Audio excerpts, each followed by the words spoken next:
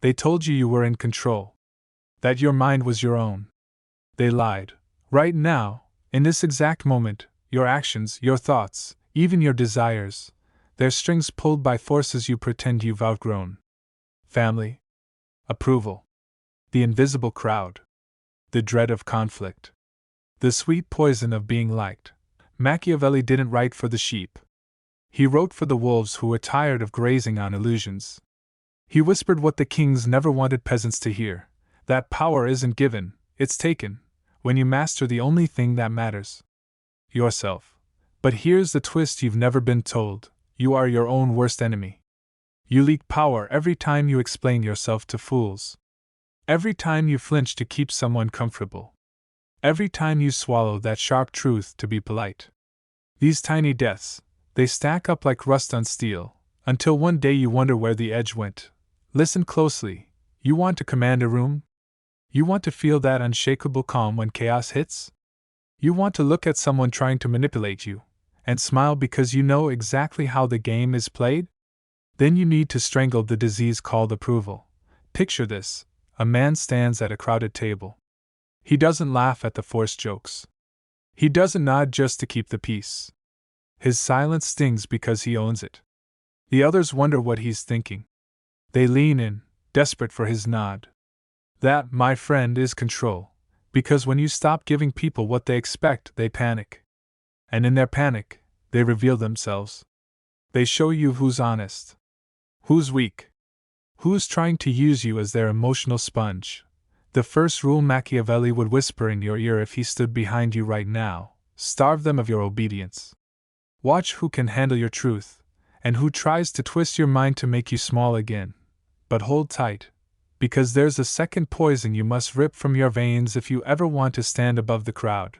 And this one's hidden so deep, most die never seeing it. Most people live and die with this poison humming through their veins: the need to be understood. It sounds innocent, even noble. But Machiavelli would smirk at your innocence. Because every word you spend trying to make people see your side is a negotiation of your power. You've felt it. That ache in your chest when someone twists your words, mocks your dream, questions your motives. So you explain. You clarify. You repeat yourself to the deaf. And every explanation digs you deeper into their frame, not yours. Let me rip the curtain off. When you stop explaining yourself, you force the world to sit in the fog of their own uncertainty. And that uncertainty is your weapon. The ones who fear you will hate it.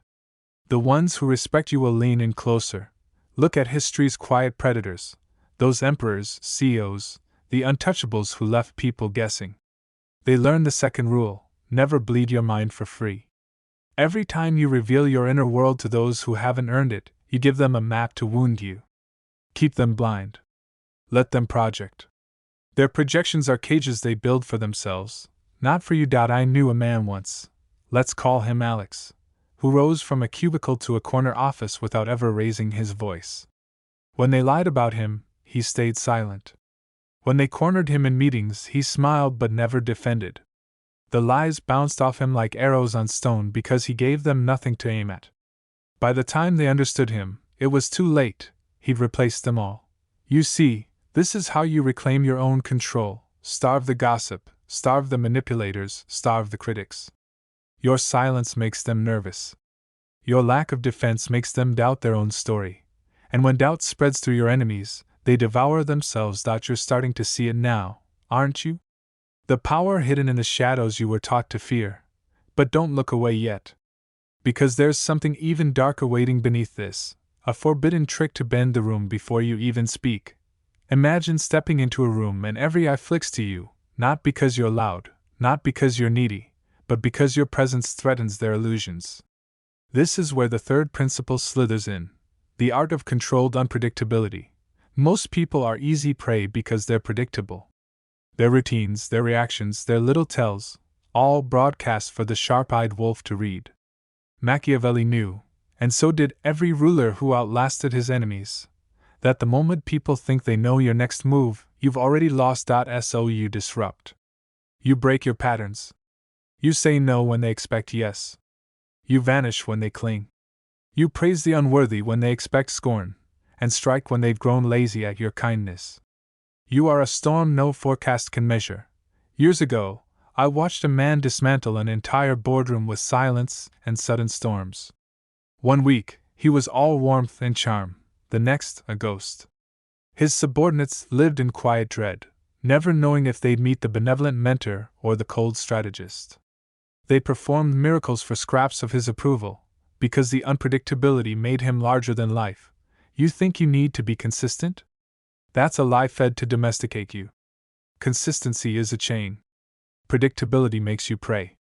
But controlled unpredictability? That makes you a force of nature. Let them guess. Let them sit awake, wondering if you'll reward or punish, reveal or conceal, stay or disappear. Their minds bend to your rhythm, and that rhythm is yours to conduct. You've begun to starve them of your explanations. You've begun to poison their need for your approval. Now, make them fear your unpredictability. Because when people can't box you in, they can't plan your demise. But there's one final twist to seal your throne, a secret so savage it breaks the chains that bind the strongest minds. Are you ready to know what it takes to stay untouchable? Here's the final strike, the forbidden truth that snaps the last leash around your mind. To be in total control, you must be willing to be the villain in someone else's story. This is where the weak flinch. They crave a clean legacy, a reputation polished for the crowd's approval. But Machiavelli knew, and every ruthless mind after him learned, that the moment you fear how you'll be remembered, you surrender your power to those who write the history books. When you stand your ground, someone will call you cruel. When you cut ties with parasites, they'll name you heartless. When you deny someone your time, your money, your life force, they'll whisper your sins to anyone who'll listen. Let them. Let them foam at the mouth with stories about your darkness. Because in the shadows they weave, you are free. Picture this new you, you don't explain. You don't apologize for existing in your own frame. You don't shiver at gossip. You wield your silence like a blade. You bend your predictability like smoke. You leave your mark on rooms simply by refusing to kneel to their comfort. This is the metamorphosis Machiavelli handed the cold-hearted kings, and it's yours if you dare hold it. The day you embrace being misunderstood, even hated, is the day you taste the power most men spend lifetimes begging for but never touch. So ask yourself, are you ready to stop being prey? Are you ready to starve the parasites, confuse the manipulators, and wear your own name, untamed, unapologetic, unbroken? Then do it. Speak less. Guard your mind. Break your patterns. Stand still when they demand you move. Move when they beg you to stay. Watch them twist in your absence. Let them wonder who you really are, because by the time they figure it out, you'll be 10 steps ahead. If this truth pierced your skin tonight, don't let it die here. Sharpen it. Share it. Drop your mark below. Subscribe, because we're not done. Not by a long shot. This was your taste of the forbidden, and once you taste it, you never go back. Stay unpredictable. Stay untouchable. And remember, control isn't given. It's taken.